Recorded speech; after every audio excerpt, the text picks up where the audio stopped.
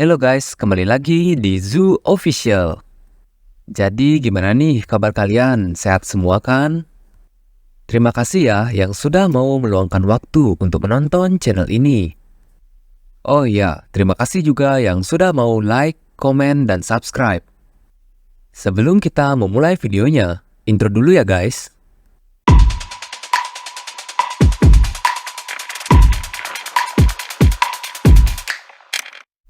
Lalu kita dibawa ke beberapa hari sebelum Han berangkat. Scene pun memperlihatkan Aaron dan Belkis yang sedang berlatih di ruangan khusus. Di sini Aaron masih saja mempertahankan sifat naifnya itu. Han tiba-tiba menghentikan mereka yang sedang sparring. Han bertanya, "Ada sesuatu yang harus kubicarakan dengan Aaron. Apakah kau bisa keluar sebentar?" Lalu Han juga menghampiri Jenna yang sedang bermain catur dengan Volka. Han pun berkata ke mereka berdua, "Jenna, ada sesuatu yang mau aku bicarakan denganmu dan juga Aaron. Dan tolong Volka untuk keluar sebentar." Sumpah kasihan bener ya si Volka, lihat aja ekspresi mukanya. "Lu itu gak diajak," ucap Han. Lalu Han pun menjelaskan ke Aaron dan Jenna, "Bersiaplah karena kita akan meninggalkan tempat ini." Mendengar itu, mereka berdua menjadi terkejut dan tidak paham dengan apa yang Han katakan. Di sini Han pun menjelaskan secara detail. "Jadi, 3 orang dari kita dipilih untuk pergi ke waiting room lain. Kita akan dilatih ke fasilitas dari waiting room lain selama sekitar 1 bulan, lalu akan kembali lagi ke sini. Dan kau Aaron, jika kau terus pesimis seperti itu, bukankah kau sendiri pernah bilang ingin bertambah kuat? Kalian harus ikut dan tidak boleh menolak karena ini untuk kebaikan kita juga. Dan untuk Jenna, tolong keluar sebentar," ucap Han. Aaron pun bertanya, "Bos, apa mungkin tempat itu adalah tempat yang pernah kau katakan padaku?" "Ya, tempat itu adalah Nilfheim. Kesempatan ini akan jadi 1 bulan untuk kami berdua. Tapi mungkin tidak akan jadi 1 bulan untukmu. Aaron, mungkin saja kau tidak akan kembali lagi ke sini," ucap Han yang membuat Aaron berkeringat dingin. "Apa kau mengerti apa artinya kau pergi ke tempat itu? Akan ada tempat sebagai posisi sebagai instruktur. Dan mungkin saja jadi tugas sulit bagi Dika untuk melakukannya sendirian. Kau masih memiliki jalan lain selain menjadi petarung, Aaron. Aku akan memberimu kesempatan untuk memikirkan tentang hal ini. Kau tidak harus mengambil jalan yang lebih sulit." Mendengar itu, Aaron pun membulatkan tekadnya. Ia berkata, Aku akan tetap berangkat, Han." Asik, akhirnya babang Aaron kita punya kesempatan di-up sama narator. Mendengar itu, Han pun tersenyum. Ia juga memberikan instruksi, "Mintalah pada Edith untuk mengeluarkanmu dari party. Karena latihanmu tidak akan berlangsung selama 1 bulan saja. Mungkin akan memakan waktu sekitar 1 tahun. Han pun bergumam, waktu itu masih terlalu singkat jika untuk mengubah nasib. Akan tetapi, roda takdir di dunia ini berjalan 3 kali lebih cepat dibanding duniaku. Lalu, scene berpindah di saat party 1 sedang berkumpul. Di sini Belkis berkata, "Kudengar kau akan meninggalkan tempat ini. Kenapa aku tidak diikut sertakan?" Dan yang lainnya juga berkata hal yang sama. Han pun menjawab dengan singkat, "Aku akan mengirimkan kalian ketika sudah tiba waktunya. Dengarkan perkataan Edith ketika aku tidak ada di sini, khususnya untuk kau, Belkis." Belkis pun bertanya, "Kau pasti akan kembali kan? Ada kemungkinan kalau kau akan berpindah ke waiting room lain, ya kan?" Oke, langsung pada intinya, hal seperti itu memang ada. Tapi kalian tidak perlu khawatir, aku tidak ada niatan untuk melakukan hal itu. Lalu keesokan harinya pun tiba, muncullah pesan yang mengatakan, "Pemberitahuan, airship dari Nilfheim meminta untuk mendarat. Apakah Anda setuju, Master?" "Master, airship dari akun player yang lain telah meminta untuk mendarat di waiting room." Kita pun diperlihatkan Dimensional Rift dari Tonya dan Kapten Mystikas yang memimpin airship dari Nilfheim. Terlihat di sini Han, Aaron, dan Jenna sudah bersiap untuk ke dimensi lain. Terlihat juga orang-orang di sana mengantarkan mereka. "Hei bos, kami akan menunggumu," ucap dari Nerissa. Dan ternyata di sini Giselle menangis sejadi-jadinya karena Han mau pergi. "Aku sudah mendengar rumornya, Han. Apa benar kau tidak akan kembali dari Nilfheim?" Bahkan si Han disuruh janji ya sama si Giselle, biar dia mau balik lagi ke Tonia. Dan akhirnya mereka bertiga pun masuk ke Dimensional Rift. Wah, disinilah ya guys, keseruan akan menanti kita. Melihat apa yang ada di dalamnya membuat Aaron dan Jenna terpukau. Han pun bergumam, akhirnya bisa sampai di sini juga. Terlihat di depan mereka airship milik Nilfheim yang sudah terparkir dengan rapi di sana. Lihat deh guys, perbandingan mereka bertiga sama kapalnya aja udah gila banget ya. Pesan pun muncul yang mengatakan pemeriksaan identitas, dan di sini terlihat mereka bertiga sudah sesuai keberangkatan. Ternyata durasi perjalanannya adalah 10 hari di dunia game. Mereka pun akhirnya naik ke kapal itu. Di sini Jenna dan Aaron tidak berhenti-henti terpukau dengan kemegahan kapal milik Nilfheim. Mereka nggak tahu aja ya, masternya ada di depan mereka. Lalu terdapat seorang wanita menyambut mereka. "Selamat datang, aku Lindell. Aku yang akan membantu kalian ke Nilfheim." Han melihat Lindell bergumam, "Seorang magic engineer. Aku tidak mengingatnya karena ada ratusan dari mereka." Ternyata di kapal itu tidak hanya Partihan saja yang ada. Dari waiting room lain juga ikut ya. Bahkan dari waiting room lain nggak berani tatapan langsung sama Han. Setelah mereka menyelesaikan persiapan, akhirnya kapal airship berangkat menuju Nilfheim. Mereka pun keluar dari dimensi 1935 Tonia. "Masuklah ke dalam, kita akan sampai di sana setelah 2 hari, ucap Han. Han pun melihat ke arah atas, itu adalah towernya. "Di bawah kami ini adalah Tonia, dan yang kami lihat sekarang adalah Tonia yang sudah runtuh." Airship melewati berbagai dimensi untuk menjemput peserta yang lain.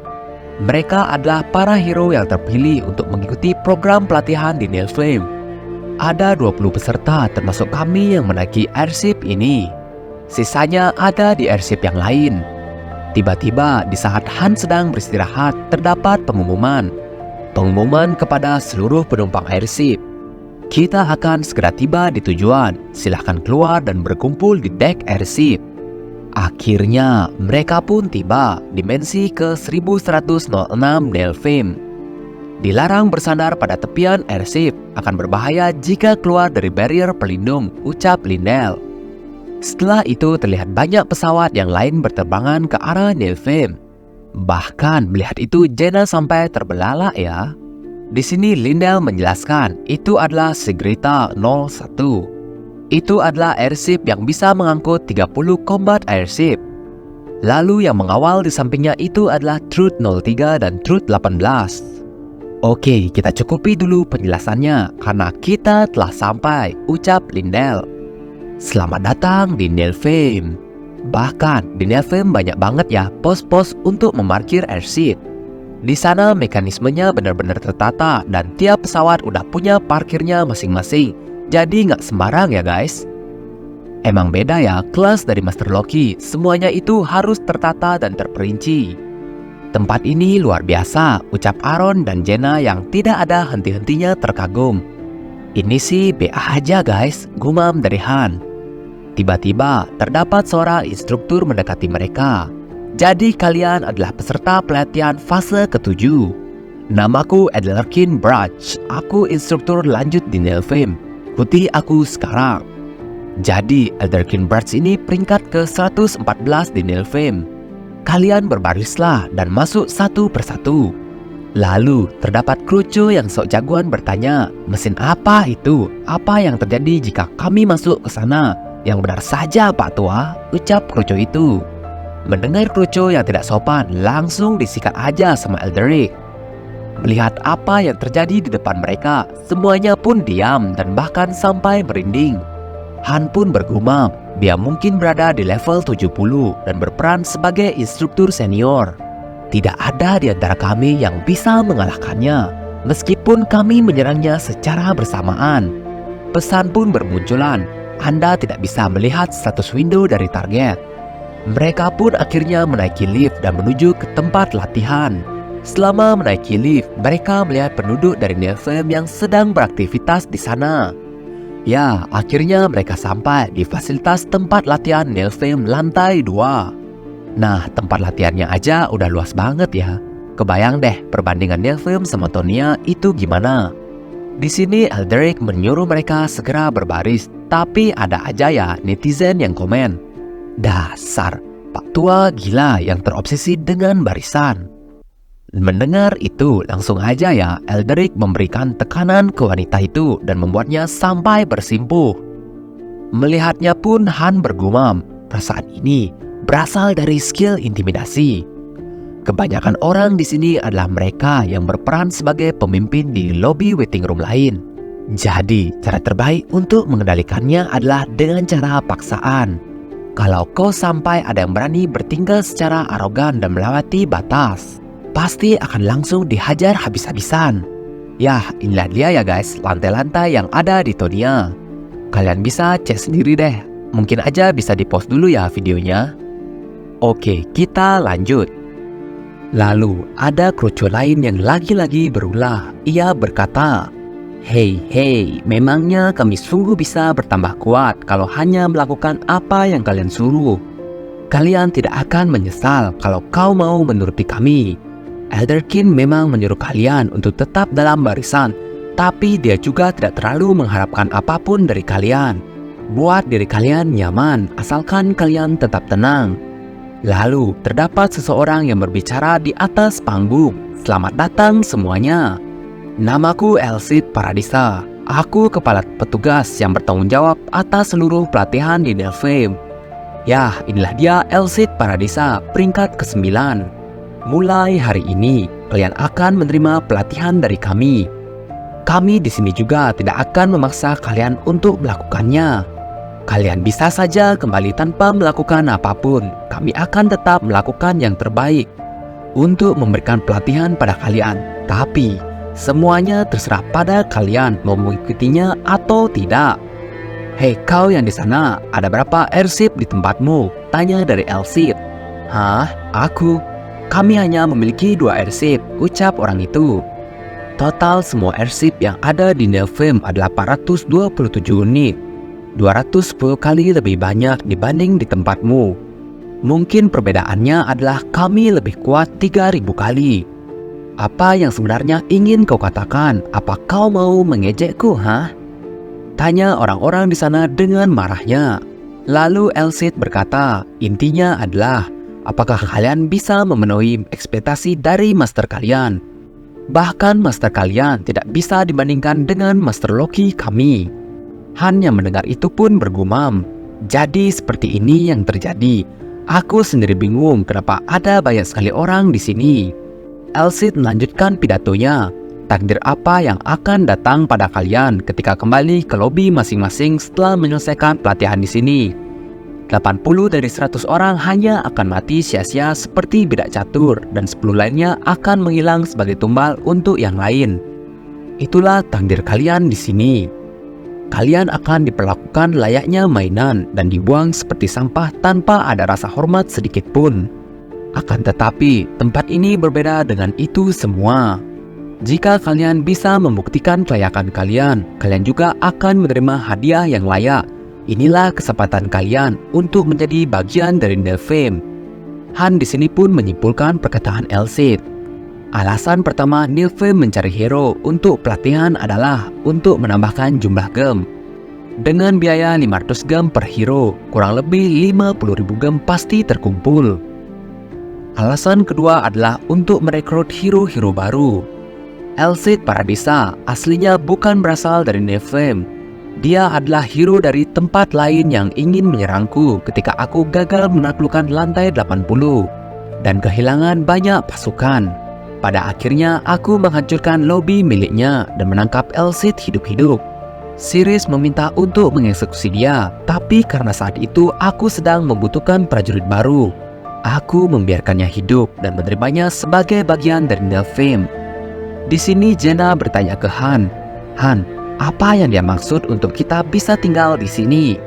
Han pun menjawabnya, yang dia maksud itu adalah 3 orang teratas dari pelatihan ini akan diperbolehkan menjadi bagian dari Nilfgaard.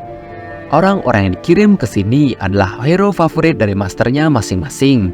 Nilfgaard memberikan mereka pelatihan, dan mereka yang bisa menunjukkan hasil yang memuaskan akan diberikan hadiah dan juga diberi penawaran kesempatan untuk bergabung menjadi bagian dari Nilfgaard.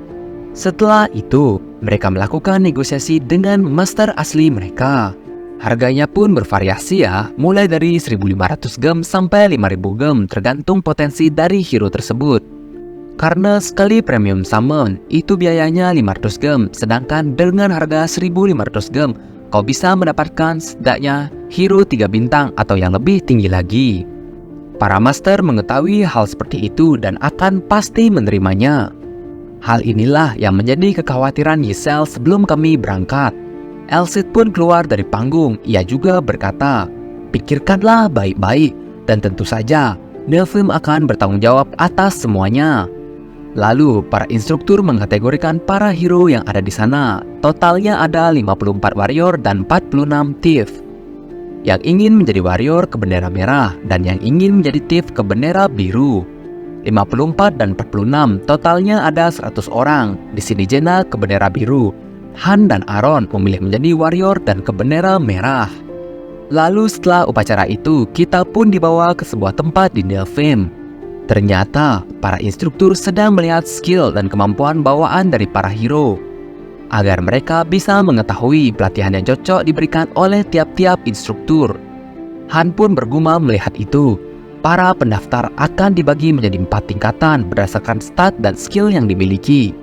Beginner, Intermediate, Advanced, dan Expert. Setelah dibagi, para pendaftar akan diberikan pelatihan yang berbeda sesuai dengan tingkatan mereka. Aku yang menciptakan dasar dari sistem penerimaan ini. Terlihat juga di sana, Aaron pun sedang memperlihatkan statnya. Beginner level 20, belum ada kemajuan pada beginner spearmanship di atas level 4, ucap instruktur. Lalu inilah dia ya guys, kini tibalah giliran dari Babang Han kita. Luar biasa, ini benar-benar gila. Temannya pun bertanya, "Kenapa itu bro?" "Lihatlah sendiri," jawab instruktur itu. Level 20. Seorang monster seperti ini awalnya adalah bintang 1. Ada sesuatu yang ingin kukatakan kepadamu secara terpisah. Aku minta maaf, tapi tunggulah di sini sebentar setelah semuanya selesai. Oke, ucap santai dari Han. Aku memang ingin mengatakan padamu untuk bersantailah, tapi sepertinya kau sudah melakukannya sendiri. Han pun bergumam, Elderkin Bratz awalnya adalah hero bintang 1. Dan dia mengalami kepanikan ketika pertama kali diterjunkan dan tidak bisa melakukan apa-apa. Aku masih menyimpan video pada saat itu karena cukup menghibur diriku. Perasaanku sekarang campur aduk. Fasilitas dan para hero yang dulunya aku besarkan sekarang ada di hadapanku dan mereka benar-benar hidup. Lalu tiba-tiba ada seseorang yang membuka ruangan tempat Han menunggu. "Hei, aku menerima laporan dari sini. Apa kau yang bernama Hansla?" Han pun memegang pedangnya. "Apa yang kau bicarakan denganku? Kurasa kau di sini tidak untuk merekrutku." Tiba-tiba dengan cepatnya Elsit sudah tepat berada di depan Han. "Kau benar, aku di sini bukan untuk memberimu penawaran seperti itu. Mungkin lebih tepatnya untuk menginterogasiku," ucap Han. "Yah, kau memang hebat, tapi kau masih butuh waktu yang banyak untuk mengalahkanku. Dari mana kau mendapatkan informasi itu? Bagaimana kau bisa tahu tentang menghilangnya Master Loki? Mastermu pasti mengetahui tentangnya lebih jelas. Meskipun begitu, katakan semua informasi yang kau ketahui. Kalau kau masih ingin kembali hidup-hidup." "Siapa kau sebenarnya?" ucap Elsit yang terus mengintimidasi Han.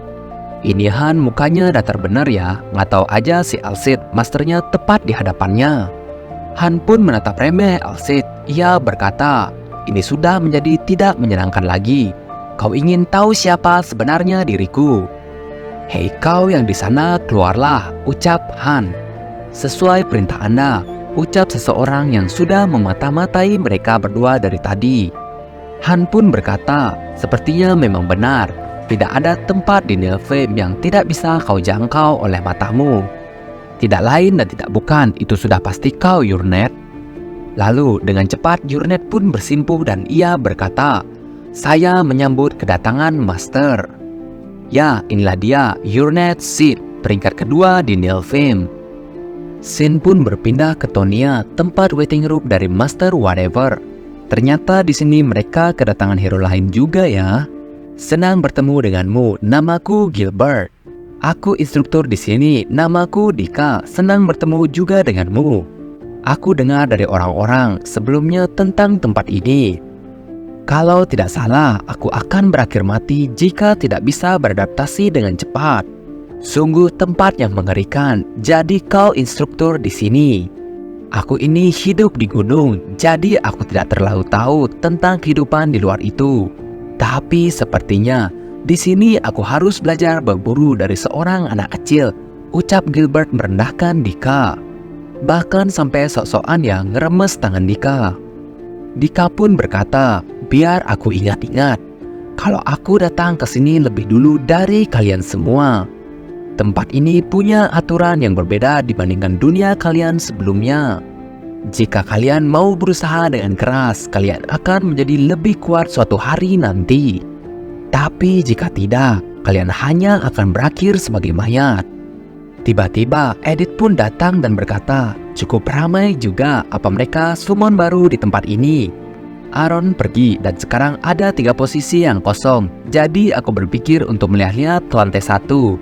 "Hei Dika, apa kau punya rekomendasi untuk mengisi posisi instruktur?" tanya Edith.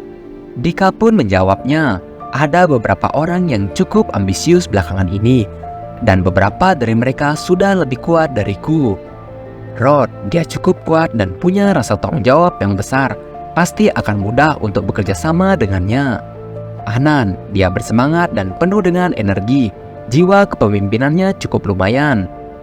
Karena parti 3 dan 4 bukan parti utama untuk penyerangan, jadi anggotanya lebih sering berganti. Benik dan Lilini, mereka mempunyai sinergi yang bagus dengan Anan. Mereka berdua adalah tipe pendiam, tapi aku bisa mengerti kepribadian mereka ketika melihat mereka melakukan latihan formasi. Jadi kurasa mereka bertiga adalah kombinasi yang bagus. Aku jadi sedikit iri dengan mereka, ucap Dika yang mengingat teman-temannya dahulu. Tiba-tiba ada sesuatu yang menghentikan pembicaraan mereka berdua.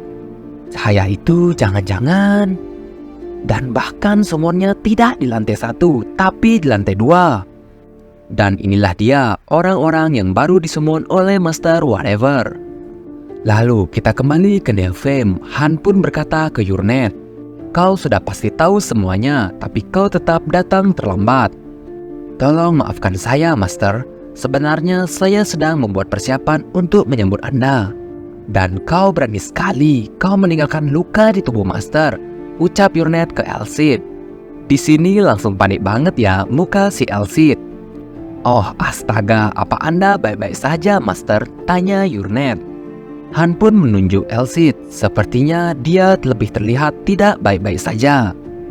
"Elsid, ayo cepat sambut dia. Dia itu Master kita, Master Loki." "Tapi kau tidak hanya melukai tubuh Master, kau juga berkata kasar padanya. Kau bahkan juga berpikir untuk membunuhnya." Saya minta maaf, Master," ucap Elsid dengan pasrahnya. Yurnet juga di sini memberikan tatapan intimidasi. "Kira-kira apa yang akan kau lakukan untuk menyelesaikan dosa-dosamu? Jika Anda mengizinkan saya akan mengeksekusi diri saya sendiri sekarang juga," ucap dari Elsid. Di sini Han memotongnya, "Sudah-sudah.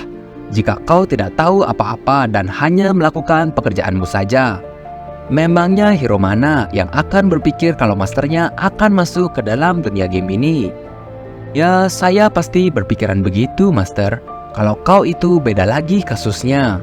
Master, lebih baik kita berpindah ke tempat yang lebih nyaman. Tempat ini bukan tempat yang pas untuk kita bicara." Lalu Yurnet pun mengeluarkan skill teleportasinya. Dengan instan, mereka sudah berpindah ke sebuah taman. Melihat sekitar, Han pun langsung sadar.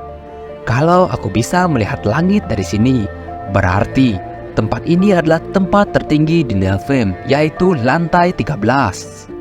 Han pun berkata ke Yurnet, pada intinya, bagaimana kau bisa tahu itu aku? Informasi tentang Master yang sudah tidak login selama 3 bulan, itu hanya diketahui oleh para hero di lantai 13 dan 12 saja. Tidak pernah ada kebocoran informasi.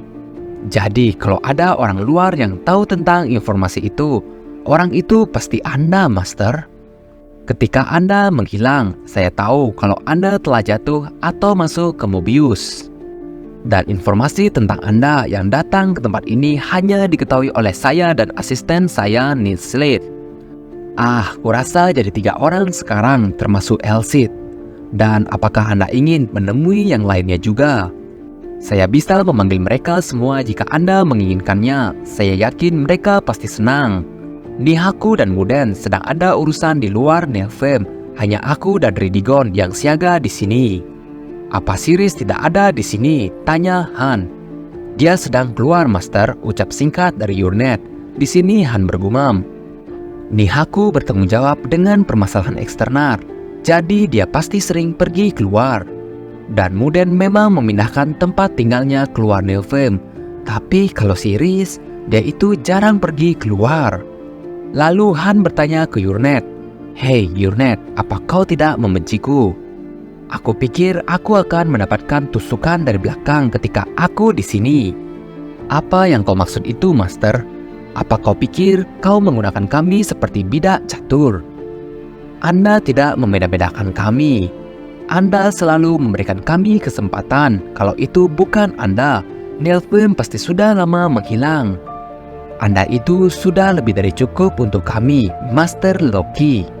Kami sudah menyiapkan mansion di lantai 13 ini untuk Anda. Jadi silahkan beristirahat di sini dan kembali besok pagi saja. Itu adalah tempat yang saya siapkan secara khusus untuk Anda, Master. Mansion itu adalah fasilitas yang bertempat di tengah-tengah lantai 13. Aku memang seorang Master sebelumnya, tapi sekarang sudah bukan lagi. Kau tidak perlu memperlakukanku secara khusus, ucap Han. Di sini Yurnet pun kebingungan. Ia berkata, "Apa yang Anda maksud itu? Apakah Anda ingin kembali ke lantai 2?